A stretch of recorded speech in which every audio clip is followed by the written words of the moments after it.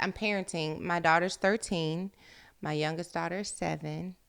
And you have an adult daughter. Mm-hmm. How did you do it? Like, how did you survive raising a young Black woman in a world where, I mean, I think things have even changed since she was growing up, but like, how do you keep their confidence intact? How do we teach them girl evolve in spite of, like, girls are burnt out already at 13. Like, my daughter was talking about boys. She was like, all boys these age are trash. They're just all trash. And I'm like, good point, but why would you say that? Like, trying to keep our hopes open.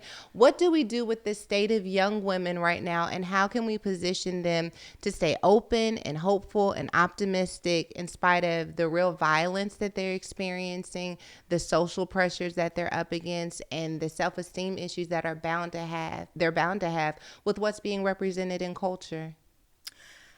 What I did was, and I promise you, and I don't want to sound churchy, but I just grew up in the church. And so I always said, God, you have to help me in my own way. I'm not religious. I have a relationship. And I said, God, you gave me this daughter. Yeah. And if you don't want me to send her to you early, you're going to have to intervene Help and give me. me some help, right? And so he gave me, when he reappeared to the disciples and Thomas was there and he was doubting, because a lot of times our children, whether they're girls or boys, they doubt what we say. They doubt what's going on around them. There's so much doubt in their life.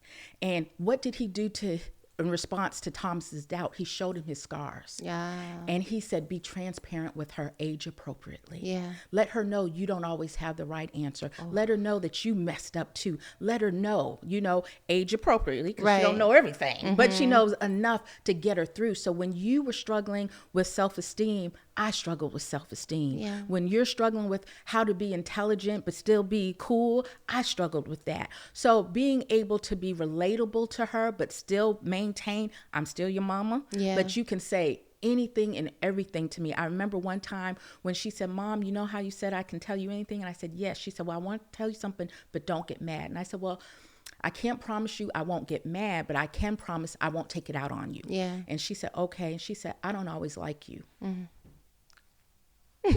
Okay, the one feeding you, clothing you, doing that, you don't always like me. And I said, okay. I said, fair enough. I said, and why? And she told me why. Well, because you get on me, you do this, you do that. And I said, got it. I said, so help me. I said, when I'm yelling at you, sometimes I don't realize I'm yelling. Let me know I'm yelling. Wow.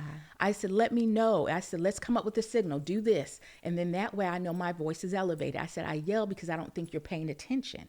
So she did that. We got it. We had a kumbaya moment.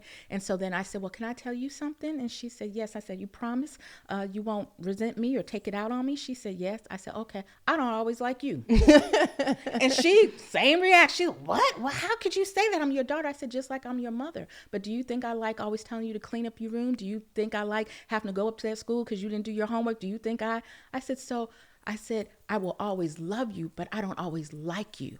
And I said, there are going to be people in your life that you love, but you don't always have to like. Yeah. And I said, and that's okay, but let's talk about it. So I was very open, very transparent.